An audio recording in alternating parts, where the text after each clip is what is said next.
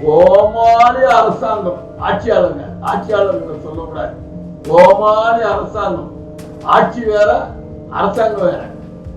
முதல்ல அது தெளிவுபடுத்திடுறேன்.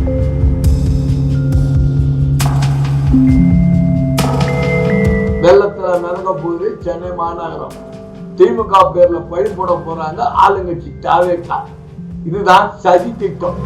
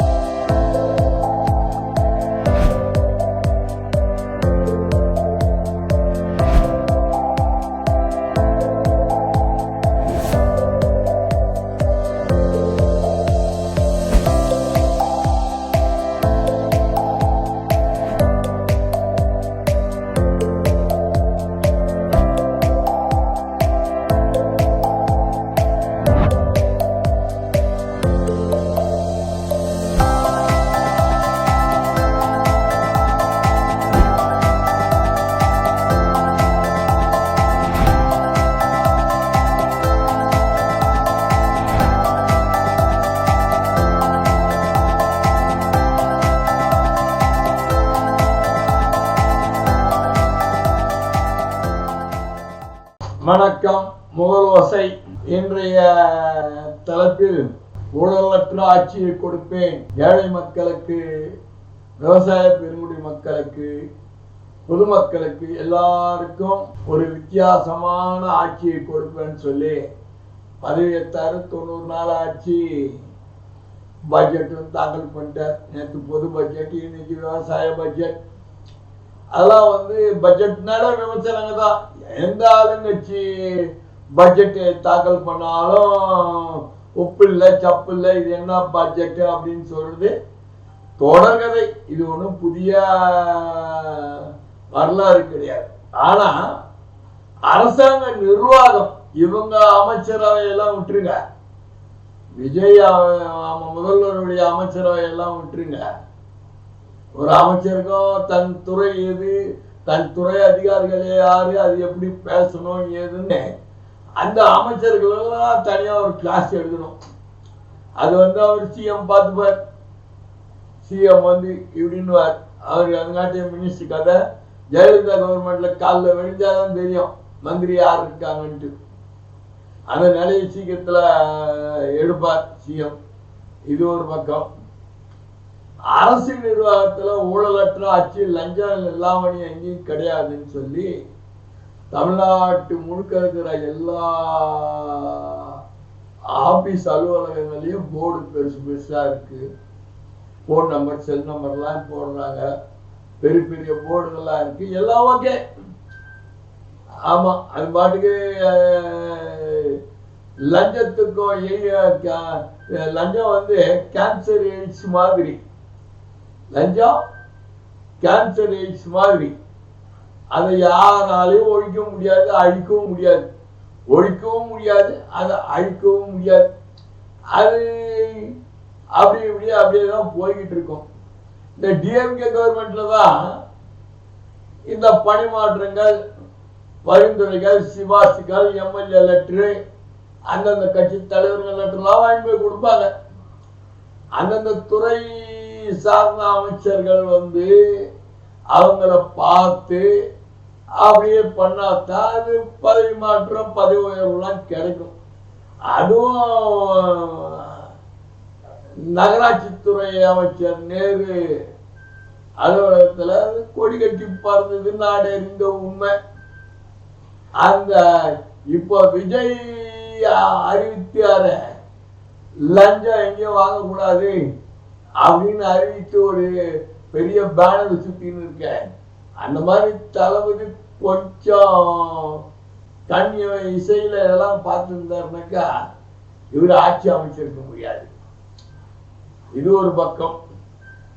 இது இன்றைய என்ன நிலைமைன்னு கேட்டீங்கன்னா, அரசு ஊழியர்கள்லயே ரெவன்யூ ஊழியர்கள் ஈரோடு சேலத்திலேயோ ஒரு போராட்டத்தை ஸ்டார்ட் பண்ணிட்டாங்க. காலையில 10 மணிக்கு வருவோம், 5:45 மணிக்கு நாங்க செல்வோம். அதில் எந்த விதமான இதுவும் கிடையாதுன்னு ஒரு ராம்நாத் டிஸ்ட்ரிக்ட்ல ஏதோ டிஸ்ட்ரிக்ட்ல ஸ்டார்ட் பண்ணி சக்சஸ் பண்ணிட்டாங்க. கலெக்டரும் அவங்கள கூப்பிட முடியாது. கலெக்டர் அலுவலகத்துல ரெவியூ நடந்துகிட்டு இருந்தா கூட 5:45 ஆச்சா அவங்க பாரு போயிட்டே இருப்பாங்க. கலெக்டர் ரெவியூ பண்ணாலும் சரி, டிஆர்ஓ ரெவியூ பண்ணாலும் சரி, ஆர்டிஓ ரெவியூ பண்ணாலும் சரி, 5:45 ஆச்சா கிளம்பு, அலுவலகம் ஓவர். 10 to 5:45. அதுக்கு மேல பணி செய்ய மாட்டோம்னு சொல்லி ஒரு மாவட்டம் ஸ்டார்ட் ஆயிடுச்சு. அது பரவலா எல்லா மாவட்டங்கள்லயும் தொடரும். அதுவும் யார் மேல வேணாலும் கை வைக்கலாம். வருவாய்த்துறையில மேல மட்டும் கை வச்சா திமுக எப்படி உதயநிதி ஸ்டாலினை அரெஸ்ட் பண்ணா தமிழ்நாடு ஸ்தாபித்ததோ அந்த மாதிரி வருவாய்த்துறையில ஒரு விஓ தொட்டா அந்த மாவட்டம் பூரா ஷாக். ஒரு தாசில்தார் தொட்டா தமிழ்நாடு முழுக்க ரெவன்யூ அப்படியே ஸ்தாபிக்கும். அவ்வளவு ஆற்றல் படைத்தவங்க, சாதாரண ஆற்றல் படைத்தவங்க எல்லாம் வருவாய்த்துறையினர். ஆட்கள் அழித்தல் காத்தல் முத்தளபதிகளுக்கு அதிபதி வருவாய்த்துறையினர். என்னதான் ஆன்லைன் பெட்டிஷன் எது இருந்தாலும் நீ ஆன்லைன்ல அப்லோட் பண்ணு. ஆன்லைன்ல அப்லோட் பண்ணாலும் பரிசீலனை பண்ணி தானே கொடுப்பான். ஆன்லைன்ல அப்லோட் பண்ண 48 ஹவர்ஸ்க்குள்ள பதில் வரும்னா நீ கேட்கிற கோரிக்கை சர்டிபிகேட் வந்துருமா என்ன? அவன் கிளிக் பண்ணும், அப்பதான் வரும். இப்படி அரசு ஊழியர்கள் அவங்க வேலையை ஸ்டார்ட் பண்ணிட்டாங்க. 10 to 5:45. எந்த ஆபீஸ்லயும் தமிழ்நாட்டுல இன்னும் ஒரு மாசத்துக்கு மேல எந்த ஆபீஸ்லயும் ஒருத்தன் இருக்க மாட்டான். மாலை 5:45 ஆச்சா, ரைட், அவர் கடமை ஆத்தணும்ன்றார், ரைட், ஓகே, முதல்வர் உத்தரவுக்கு இணங்குறோம், பணிகளை செய்யறோம். 10 to 5:45 ஓவர். இது ஒரு பக்கம். இன்னொரு பக்கம் என்னடா கேட்டாக்கா, கடந்த காலங்களில் ஒரு 3-4 வருஷமா பாதிக்கப்பட்ட சென்னை மாநகராட்சியில் உள்ள பொறியாளர்கள்லாம் கோர்ட்ல போய் ஸ்டே வாங்கியிருந்தாங்க. கோர்ட்ல கேஸ் ஸ்டேட் கிடையாது, ஸ்டே இதாயிடுச்சு. சிஎம் நகராட்சி துறை நிர்வாகமும் மாநகராட்சியும் ஒன்னா கிளப் பண்ணாங்க. சீனியாரிட்டி எல்லாம் ஒன்னா பண்ணணும்னு சொல்லிட்டு ஏதோ ஒரு சூழ்நிலையில நகராட்சி துறையை விட்டார். சென்னை மாநகராட்சி மாதிரி ஒரு துறையில 102 பேருக்கு பதவி உயர்வு கொடுத்திருக்காங்க. உதவி பொறியாளராக இருக்கிறவங்களுக்கு செயற் பொறியாளராக பதவி கொடுத்து வெளி மாவட்டங்களுக்கு அனுப்பிச்சு விட்டாங்க. 102 வேக்கண்ட் இன்னைக்கு சென்னை மாநகராட்சியில் காலி. வர்றது எதிர்நோக்க போறது மழைக்காலம். சென்னை மாநகராட்சியில் இருக்கிற அதிகாரிகளுக்கு தான் ஏதோ ஒரு மண்டலத்தில் இருக்கிற அதிகாரிங்க, இந்த மண்டலம் பார்த்த அதிகாரியா இருக்கலாம், வேற மண்டலம் பார்த்த அதிகாரியா இருக்கலாம். ஆரம்பத்தில் மாநகராட்சி அதிகாரிங்க வெள்ளங்கள்லாம் வந்ததுன்னா எந்த நேரத்தில் எங்க எப்படி என்ன மிஷினரி ராணுவம் மாதிரி வேலை செய்யணும்னு ஆற்றல் படுத்தவங்க சென்னை மாநகராட்சியில் உள்ள பொறியாளர் விங்கு. இப்ப இவங்க மாத்திட்டாங்க. இந்த பொறியாளர் விங்கு மாத்தினவங்க எல்லாம் 2018 சீனியாரிட்டி, 2008 சீனியாரிட்டி நகராட்சி நிர்வாகத்துறையில் இருக்கிறவங்க, 2008 சீனியாரிட்டி நகராட்சி நிர்வாகத்துறையில் உள்ள பொறியாளர்கள். அவங்களுக்கு இன்னும் பதவி உயர்வு கிடைக்கல. 2018 சேர்ந்தவன் சர்றனை மேலே ஏற்றான். 3 வருஷம் 5 வருஷம் பதவி உயர்வு ஆகிக்கிட்டே இருக்குது. மாநகராட்சியில நகராட்சி நிர்வாகத்துல ஏகப்பட்ட பேர் வேலை செய்யறாங்க, பதவி உயர்வு இல்லை. கம்பாஸ் கிரவுண்ட்ல சீனியாரிட்டியில இந்த சீனியாரிட்டி வேற அந்த சீனியாரிட்டி வேறன்றாங்க. ரூல் ஒண்ணுதான், சட்டம் எல்லாருக்கும் ஒண்ணுதான். கவர்மெண்ட்ல personal and administration reform department ஒரு டிபார்ட்மெண்ட் இருக்கு. ஐஏஎஸ் மற்ற டிஆர்ஓ அந்த மாதிரி அதிகாரிகளுடைய கான்பிடென்ஷியல் ரிப்போர்ட், அவங்க பேர்ல வர விசாரணை ஃபைலு எல்லாம் அந்த டிபார்ட்மெண்ட் பப்ளிக் செக்ரட்டரி தான் பார்க்கிறார். என்ன அர்த்தம்? நீதிமன்ற உத்தரவுக்கு கட்டுப்பட்டது இந்த உத்தரவுன்னு சொல்லி 102 பேருக்கு பதவி கொடுத்து எல்லா மாவட்டங்களுக்கு வெளியே பேக் பண்ணிட்டாங்க. இன்னைக்கு ஈவினிங் எல்லாம் ரிலீவ் ஆயிடணும், கம்ப்ளீட்டா ரிலீவ் ஆயிடணும். அந்த வேக்கண்டான வேக்கண்டா இருக்கிற இடத்துக்கு ஃபில் பண்ணுவாங்க. ஆனா உதவி பொறியாளருக்கு ஏஐ போஸ்ட் டோட்டலி காலி. மிக பெரிய பெரிய பிரச்சனைய ஸ்டார்ட் பண்ணி விட்டாங்க அரசியல் நிர்வாகம். ஏன்னா இன்னைக்கு இருக்கிற மாநகராட்சி கமிஷனர் சாம்லான் இதே மாநகராட்சியில டிசியா இருந்தார். இவர் டிசியா இருக்கிற காலத்துல மாநகராட்சி கமிஷனரா இப்ப இருக்கிற நகராட்சி துறை செயலாளர், நகராட்சி துறையினுடைய செயலாளர் சிங்கு. அப்போ நகராட்சி மாநகராட்சி நிர்வாகம் தென்னந்தெளிவா தெரிஞ்சவர் மாஸ் செக்ரட்டரி. என்ன அவர் கடந்த காலத்தில் கடலூர் கலெக்டரா இருந்தாரு, சுனாமியில நிறைய வேலை பார்த்தாரு. மிக பெரிய அழிவு பதெல்லாம் வர சொல்ல இவரை ஒரு ஸ்பெஷல் ஆபீசரா கவர்மெண்ட் அனுப்பிச்சு விட்டுரும்.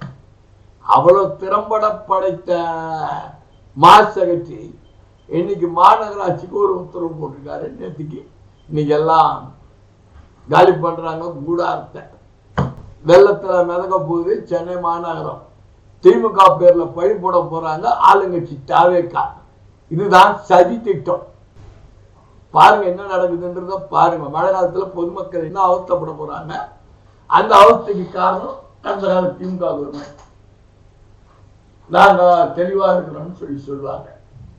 இதுக்கு நடுப்புற சட்டன் கேட்டகரி அதிகாரிங்க, உதவி ஜாயிண்ட் இணை இயக்குனர், துணை இயக்குனர் அப்படின்ற வர போஸ்டிங் எல்லாம் சிஎம் அப்ரூவல் இல்லாம போஸ்டிங் போட முடியாது, இடம் மாற்றம் செய்ய முடியாது, எந்த விதமான இதுவும் செய்ய முடியாது. அவங்களுக்கு பதவி உயர்வு கொடுக்கணும் சிஎம் ஆபீஸ் தான் அப்ரூவல் கொடுக்கணும். அதுக்கு கீழே இருக்கிற ஓஏ, பியூனு, டிரைவரு, இந்த கிளார்க்கு, கடைசி கடனில் இருக்கிற கிளார்க்கு, இவங்கெல்லாம் மாற்றணும், இவங்களுக்கு பதவி கொடுக்கணும் பரிந்துரைலாம் அந்தந்த துறை அமைச்சர் பார்த்துப்பார் அப்படின்னு 2 நாளைக்கு முன்னாடி ஒரு அரசாணை வெளியிட்டு பத்திரிகைகளை செய்தி வந்திருக்கு. இந்த மொத்த ஓவரால் சோல் பதவி உயர்வு கொடுக்கிற சிஎம் கிட்ட ஐஏஎஸ் ஐபிஎஸ் இருக்கும், கலெக்டர் ஐஏஎஸ் தான். இவங்க தான் முதல்வருடைய கங்கரன்ஸ்ல போடுவாங்களே கட்டி. எல்லா துறையினுடைய அதிகாரிகளும் அந்த மாதிரி இதுல இருக்கவங்க சிஎம் தான் அப்ரூவல் கொடுக்கணும் அப்படின்னு சொல்லி ஒரு உத்தரவு போட்டு லாக் பண்ணிட்டாங்க. இப்போ சட்டமன்றத்துல சொல்ற மாதிரி ஆதவர்ஜன் சொல்றாருல, முதல்வர் வாய் திறக்க மாட்டார், அவருடைய துறையில தான் செப்டம்பர் 9ஆம் தேதி தான் அவர் பதில் உரை அளிப்பார்னு சட்டசபை சபாநாயகர் சொல்லிட்டார். இப்ப அசம்பிளியில நடக்க போற கூத்துக்கெல்லாம் பாதி இது ஆதவர்ஜனா தான் ஸ்டேட்மெண்ட் கொடுக்க போறார்.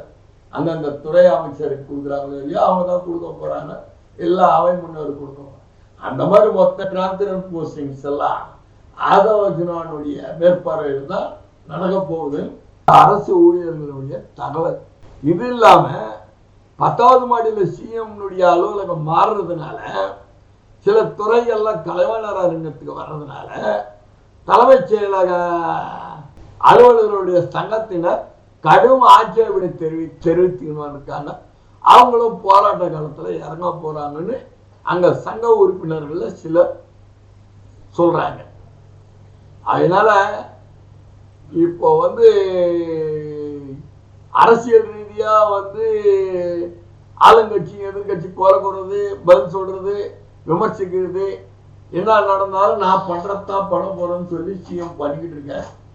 காவேரி மேகதாது இயற்கை கொஞ்சம் கர்நாடகாவில் விசாட்டு கொஞ்சோண்டு குடிக்கிற கிளாஸ்ல தண்ணி வரா மாதிரி வந்து இருக்குது. மேகதாதானையும் கட்டியாச்சுன்னா ஒரு சொட்டு தமிழ்நாட்டுக்கு வர போட்டு கிடையாது தண்ணி. அது ஒரு போராட்டம், விவசாய போராட்டம், இதெல்லாம் சட்டமன்றத்துக்கு கூத்தெல்லாம் இனி வருகின்ற நாட்கள்ல பார்ப்போம். ஆனா கோமாளி அரசாங்கம், ஆட்சியாளர்களை சொல்லக்கூடாது, கோமாளி அரசாங்கம். ஆட்சி வேற, அரசாங்கம் வேற. முதல்ல அது தெளிவுபடுத்திடுறேன். ஆட்சியாளர்கள் வந்து மாண்புமிகு சிஎம் மற்ற துறை அமைச்சர்கள்லாம் ஆட்சியாளர்கள். அரசாங்கம் அதிகாரிகள், அரசாங்க அதிகாரிகள் அவர்களை எல்லாமே ராங் அட்வைஸ், கரெக்டான ஆலோசனை கொடுக்காம அரசாங்கத்துக்கு அவ பேர் வரணுன்றதுக்காக என்னென்னமோ பண்ணணுமோ அவ்வளோ வேலையும் பண்ணிக்கிட்டு இருக்காங்க. எம்ஜிஆர் காலத்திலும் சரி, ஜெயலலிதா காலத்திலும் சரி, குறிப்பா கலைஞர் காலத்திலும் சரி, அரசு ஊழியர்களையும் அரசு அதிகாரிகளையும் எந்த நேரத்திலையும் விட்டு கொடுக்க மாட்டாங்க. அவங்க போராட்டங்கள் எல்லாம் ஸ்டார்ட் பண்ணுவாங்க, கடைசியில ஏதாவது அவங்களுக்கு செஞ்சு முடிச்சிருவாங்க. ஸ்டாலின் கூட பாருங்க, கடந்த காலத்துல பென்ஷன், ரிட்டையர்மெண்ட் பென்ஷன்ல வந்து எஸ்எம்சி ஏதோ அவங்க கிடைக்க ஏதோ ஒரு உத்தரவு போட்டார். இவன் இந்த கவர்மெண்ட்ல பட்ஜெட்ல அந்த உத்தரவுலாம் மறுபரிசீலனை செஞ்சாலும் செய்யணும்னு அறிவிச்சாலும் ஆச்சரியப்படுறதுக்கு இல்லை. ஆமா, அதனால இன்னைக்கு நிலைமை வந்து மிகவும் அட்மினிஸ்ட்ரேட்டிவ் ப்ராப்ளம். தமிழ்நாட்டில் நிர்வாக சிக்கல் பெரிய அளவில் நடந்துகிட்டு இருக்கு. சாதாரண மக்கள் எல்லாம் பல வேதனைகளை பட ஆரம்பிச்சிட்டாங்க. அதனால தமிழக முதல்வர் வந்து அவரு வெளி உலகத்தில் என்ன நடக்குதுன்றத முதல்ல அவர் தெளிவுபடுத்திக்கிட்டு அதன் மீது நடவடிக்கை எடுக்கணும். இனி எதிர்வரும் மழை காலத்தை வந்து சென்னை மாநகராட்சியை காப்பாற்றுவது யார்? பொறுத்திருந்து பார்ப்போம்.